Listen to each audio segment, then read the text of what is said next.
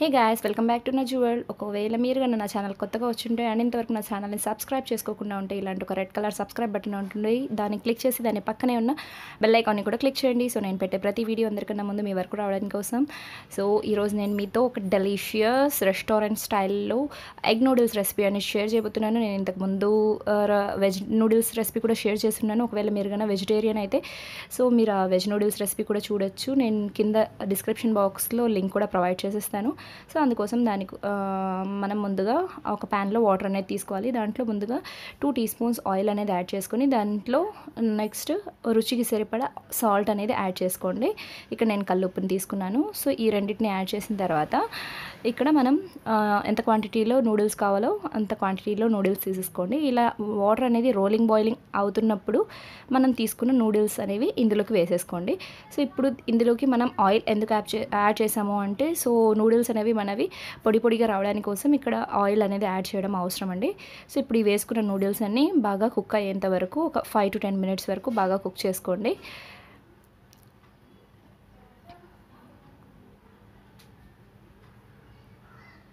So మీకు veg noodles యొక్క recipe link వచ్చేసి డిస్క్రిప్షన్ బాక్స్లో ప్రొవైడ్ చేస్తాను. మీరు కావాలంటే అక్కడి నుంచి చూసుకోవచ్చు. సో ఇప్పుడు చూడండి, మన నూడిల్స్ అనేవి పర్ఫెక్ట్గా కుక్ అయిపోయి దాంట్లో ఉన్న వాటర్ అంతటిని మనం స్ట్రెయిన్ చేసుకోవాల్సి ఉంటుంది.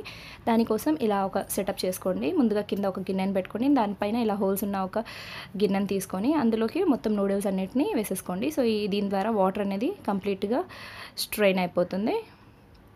సో ఇప్పుడు ఈ వాటర్ అంతటిని స్ట్రెయిన్ చేసిన తర్వాత ఇప్పుడు వీటిని చల్లార్చాల్సి వస్తుంది. సో అందుకోసమని ఈ మనం ప్రిపేర్ చేసుకున్న నూడిల్స్ అనేవి సపరేట్ ప్లేట్లోకి ట్రాన్స్ఫర్ చేసేసుకోండి. సో చూడండి, ఈ విధంగా ఈ వాటర్ స్ట్రెయిన్ చేసుకున్న నూడిల్స్ అనేవి వేరే ప్లేట్లో తీసేసుకోండి. సో తీసుకొని ఇంకా వీటిని చల్లారనివ్వండి. సో చల్లారడం వల్ల ఏమవుతుంది అంటే ఈ నూడిల్స్ ఒకదానికొకటి స్టిక్ అవ్వకుండా పొడి పొడిగా రెస్టారెంట్ స్టైల్లో ఎలా అయితే పొడి పొడిగా ఉంటాయో ఆ విధంగా వస్తాయి.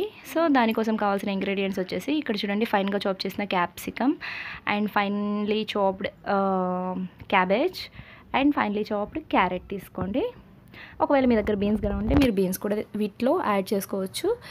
సో ఇప్పుడు చూడండి, మనం చల్లార్చుకున్న నూడిల్స్ అనేవి తీసేసుకోండి.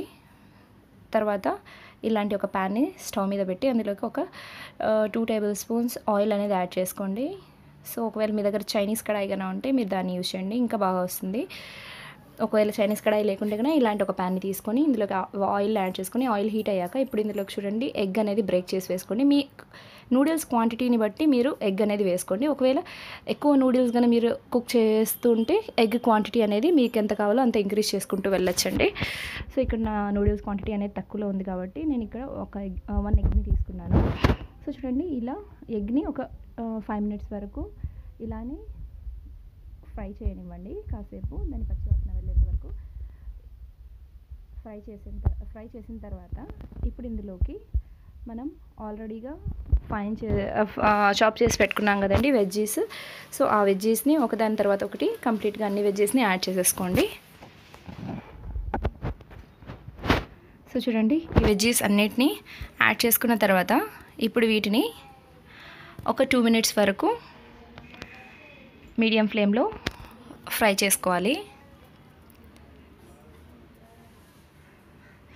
సో చూడొచ్చు మీరు, ఒక 2 minutes తర్వాత మన వెజ్జీస్ అనేవి ఫ్రై అయ్యాయి.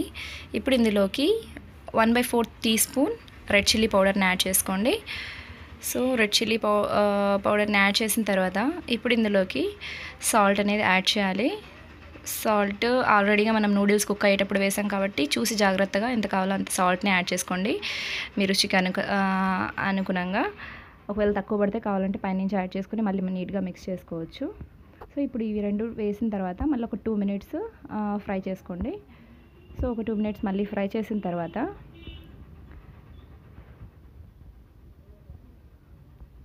సో ఇప్పుడు చూడండి, ఇందులోకి 1 టీ స్పూన్ వెనిగర్ని యాడ్ చేసుకోండి. వెనిగర్ కంప్లీట్లీ ఆప్షనల్ అండి. ఒకవేళ మీ దగ్గర వెనిగర్ ఉంటే కనుక యాడ్ చేసుకోండి, లేదంటే పర్లేదు. Just soya sauce, chilli sauce మాత్రం యాడ్ చేసుకోవాలి. ఇక్కడ చూడండి 1 టీ స్పూన్ గ్రీన్ చిల్లీ సాస్ని యాడ్ చేస్తున్నాము. దాని తర్వాత 1 టీ స్పూన్ సోయా సాస్ని కూడా యాడ్ చేయండి. సో దీంట్లో soya sauce and chilli sauce వల్లనే ఈ నూడిల్స్లో, మనం తీసుకున్న నూడిల్స్లో రెస్టారెంట్ స్టైల్ టేస్ట్ అనేది వస్తుంది. ఇవి లేకుండా కూడా మీకు కుక్ చేయొచ్చు, బట్ బయట మార్కెట్లో దొరికే విధంగా టేస్ట్ రావాలి అంటే ఈ రెండింటిని యాడ్ చేయడం కంపల్సరీ అండి. వెనిగర్ అయితే పర్లేదు, ఆప్షనల్, ఉంటే వేయండి, లేకుంటే పర్లేదు. తర్వాత మనం ఆల్రెడీగా చల్లార్చి పెట్టుకున్న నూడిల్స్ని ఇందులోకి మిక్స్ చేసేయండి.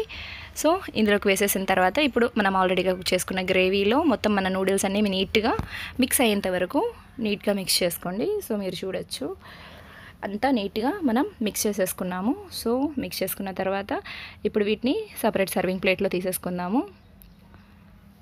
సో మీరు చూడొచ్చు దాని కలర్ అయినా కూడా, దాని పొడితనమైన సేమ్ రెస్టారెంట్ స్టైల్లో నూడిల్స్ ఎలా ఉంటాయో అలానే కనిపిస్తాయి మీకు. ఇప్పుడు వీటిని కెచప్ తీసుకొని కెచప్తో సర్వ్ చేసుకోండి.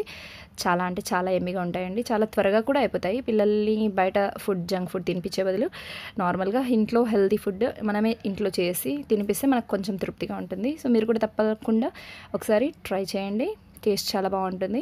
ఒకవేళ మీకు ఈ రెసిపీ నచ్చినట్లయితే లైక్ చేయండి, మీ ఫ్రెండ్స్తో షేర్ చేయండి. అలాగే ఏమైనా డౌట్ ఉంటే కమెంట్ బాక్స్లో తప్పకుండా కమెంట్ చేయండి. అండ్ నా ఛానల్ని ఇంతవరకు సబ్స్క్రైబ్ చేసుకోకుండా ఉంటే నా వీడియో కింద ఒక రెడ్ కలర్ సబ్స్క్రైబ్ బటన్ ఉంటుంది, దాన్ని క్లిక్ చేసి దాని పక్కనే ఉన్న బెల్ ఐకాన్ని కూడా క్లిక్ చేయండి. So thank you for watching.